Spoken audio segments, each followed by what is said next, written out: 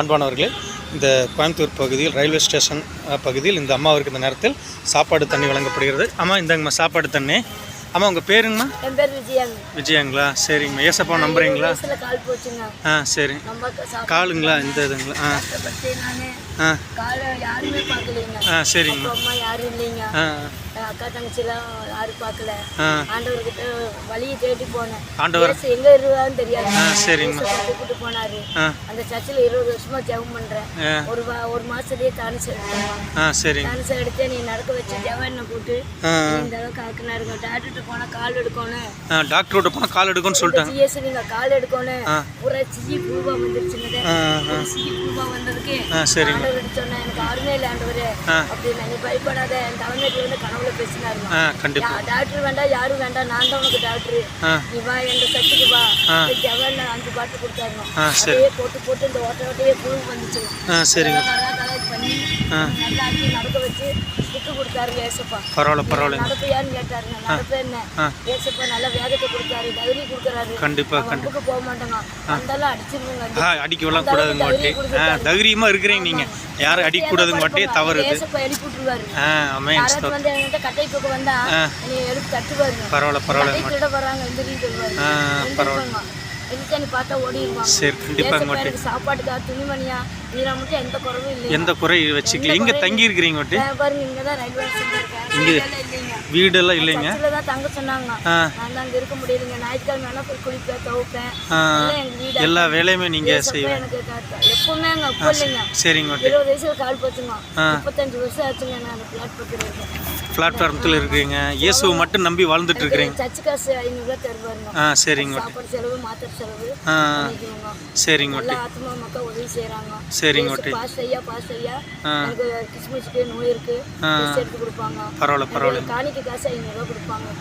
பரவாயில்லைங்க. ஏதோ ஒரு உதவி இயேசுவை நீங்க நம்பறனால உங்களுக்கு ஏதாவது ஒரு உதவிகள் கிடைக்குது. ஒரு நாளே நான் படுக்க மாட்டேன். இங்க படுத்திருந்தாலும் எந்திரிக்க முடியாம யாரோ ஒரு ஆத்மா வந்து எழுப்பி சாப்பாடு கொடுத்துரும். சாப்பிடுறீங்களா? சில போய் வாங்கிட்டு வந்து கொடுத்துட்டு போவாங்க. சரிங்க. 50 ரூபா சாப்பாடு கொடுத்து வாங்குவாங்க. பரவாயில்ல. முன்னாடியே பிரித்து சாப்பிட்டு பாதி நைட்டு வச்சுக்கோங்க. ஐயோ, கஷ்டம். இந்த அளவுக்கு நடக்க வச்சது ஏசப்பாக்கு நன்றி. சரி, கைவிட மாட்டாங்க. ஏன்னா ஒரு நாள் கஷ்டத்தை சொல்லக்கூடாது. வாழ்க்கை பூரா ஒரு பாதையில இருக்கணும். கண்டிப்பா நம்ம கூட இருப்பாரு. ஆமென். ஒரு நாள் நம்ம கஷ்டத்துக்கு ஆண்டவரே அப்படி சொல்லக்கூடாது. நிச்சயமா. வாழ்க்கை பூரா அவர் சாவுலைங்க, உயிரோட இருக்காரு. ஆமென். அவர் கனவுல வந்து நம்ம கூட பேசுறாருங்க. கண்டிப்பா. என் கூட பேசிட்டாரு. அழுகாத, நீ தூங்கு, நான் துணையா இருக்கேன். நான் என்னைக்கே தூங்க மாட்டேன். நான் கூட துணையா இருப்பேன் எப்பவுமே. சரிங்க. எந்த தெரியாத இடத்துல போயிங்கோட சரிங்க. ஏசப்பா வந்து எனக்கு காப்பாத்திருக்கீங்க. ஆமென். மாலையால போயிங்க, திருட பின்னாடியே வந்தான்.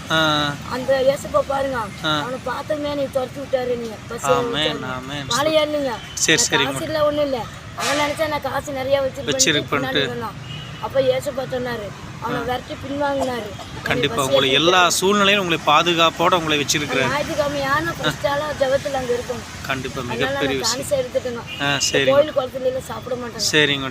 கூட ஒரு புண்ணியாச்சும் நடந்துங்க. சாப்பாடு கொடுத்து சரிங்க. எனக்கு ஏசப்பா சொல்லுவாங்க, சாப்பாடு சாப்பிடக்கூடாது. கண்டிப்பா. நான் சர்ச்சில் கொடுத்தா வாங்குவாங்க. இந்த மாதிரி உங்களாட்ட வந்தா கேட்டு வாங்குவேன். சரிங்க. ஹோட்டல்ல போய் வாங்கிட்டு. சரிங்க. உங்களை எல்லா சூழ்நிலையும் உங்களை பாதுகாத்துக் கொள்றேன். அழுகாதீங்க. கண்டிப்பா அழுகாதீங்க. நீங்க சூழ்நிலைகள் மாறினாலும் காலங்கள் கஷ்டம் தெரியுங்களா? கல்லாரிக்கு போய் நான் திரும்பி வந்திருக்கேங்க. கண்டிப்பாங்க. சரிங்க. அழுகாதீங்க. கர்த்தர் உங்களோடு கூட இருந்து வழி நடத்துவார். சரிங்களா? இப்போ இவ்வளோ நாள் 20 வயசில் உங்களுக்கு கால் போன சூழ்நிலையில் கூட இப்போ உங்களுக்கு வயசு எவ்வளோங்க? 60 ஆயிடுச்சு. கிட்டத்தட்ட 20-40 வருஷம் உங்களை வழி நடத்தின தேவன் இனிமேலும் உங்களை அதிசயமா அற்புதமா வழி நடத்துறாருங்க. தைரியம் கொடுக்குறாரு. கண்டிப்பாக மிகப்பெரிய ஒரு விஷயம். வச்சதே இல்லைங்க. கண்டிப்பா.